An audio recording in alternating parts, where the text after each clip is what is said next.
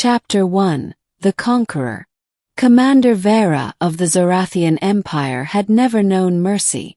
Born into a warrior caste, she had spent her life conquering worlds, crushing rebellions, and enforcing the will of her people.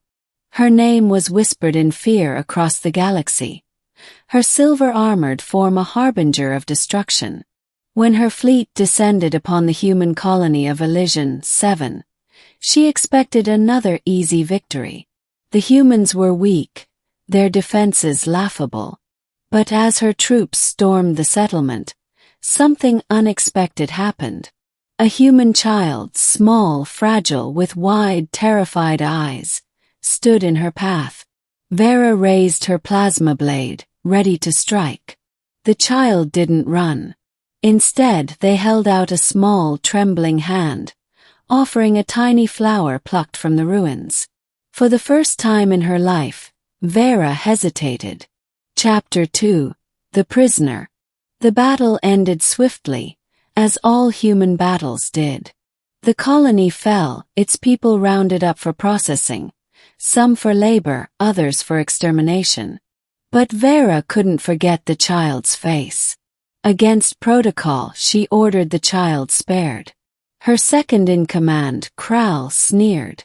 "Sentiment is weakness, Commander." Veyra ignored him.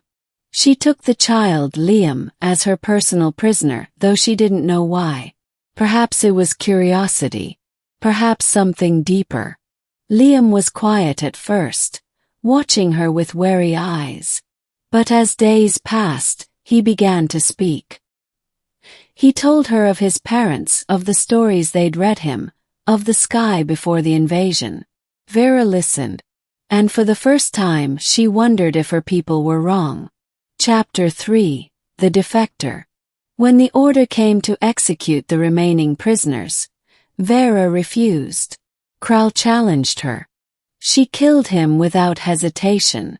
Then she did the unthinkable, she freed the humans. With Liam at her side, she fought her way to their escape ship, cutting down her own soldiers.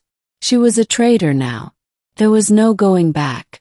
As the humans fled, Liam clung to her hand. "Come with us," he pleaded. Veyra looked down at him, at the trust in his eyes, and made her choice. Chapter 4: The Protector. Life among humans was strange. They feared her at first, and she didn't blame them. But Liam never left her side, introducing her to his people, teaching her their ways. Slowly she learned to smile, to laugh. When the Zorathian Empire tracked them down, Veyra stood between her old life and her new one. She fought not as a conqueror, but as a protector. And when the battle was over, when the last enemy ship retreated, Liam hugged her tightly. "You're one of us now," he whispered. Veyra knelt, resting a hand on his shoulder. "Yes," she said softly. "I am." Epilogue. Years later, the galaxy knew a new legend, not of a ruthless warrior, but of a guardian who had defied an empire for the sake of kindness. And on a quiet human world, a former conqueror sat beneath a tree, watching a young man, now grown, tell stories to children. She had once shattered worlds. Now she had built a home.